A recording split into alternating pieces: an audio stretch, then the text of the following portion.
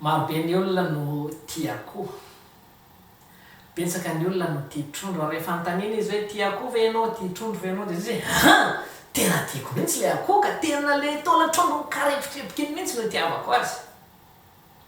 Dia raha mitoy nefa ny fanontaniana hoe raha tena tianao ny akoho na tena tianao ny trondro, nahoana izy ny tsy navelanao iaina fa novomonao? Nahoana izy ny nandrahoanao tanaty afo mamaivay na nendasinao tanaty menaka mitsetsatsetsa? Dia eo no mazava fa ilay fitiavana akoho na fitiavana trondro dia tsy inona fa fitiavana ny tena ihany. Tsy ilay akoho loatra ny tianao na ilay trondro loatra ny tianao, fa ilay asambaranao mihinana ilay hena. Toy izay koa ny amin'ny fitiavana namana. Tena ilay namana ve ny tianao sa ny tenanao? Na ny fitiavan-kavana. Tena ilay havana ve ny tianao sa ny asambaranao manana azy, ny fifalianao rehefa eo akaikinao izy? Tsy misy maharatsy an'izay, fa izay ny fiainana. Ny fitiavana rehetra dia manomboka amin'ny fitiavana ny tena. Zao anefa, ny akoho misy taolana, ny akoho misy tsinainy sy ny zavatra rehetrarehetra ao. Raha misy olona anankiray zany milaza hoe izy tia akoho, dia mbola mila mamakafaka tsara hoe tena ilay akoho ray manontolo ve ny tiany sa ny hena n'ilay akoho fotsiny.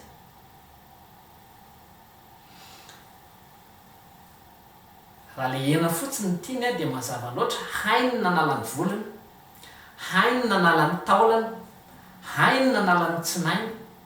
Dia toy izay koa ny amin'ny fitiavan-namana sy ny fifandraisana aman'olona rehetra. Tsy voatery ho ny toetra ny olona io rehetrarehetra no tianao. Tsy voatery ho ny fihetsiky ny havanao rehetrarehetra no tianao, fa hainao no manavaka ny vary amin'ny tsy mpifarifary.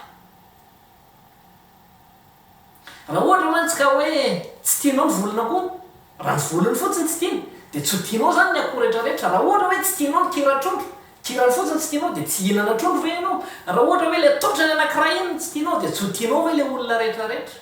Ny hafetsena dia ny fahaizana manavaka ireo rehetrarehetra ireo.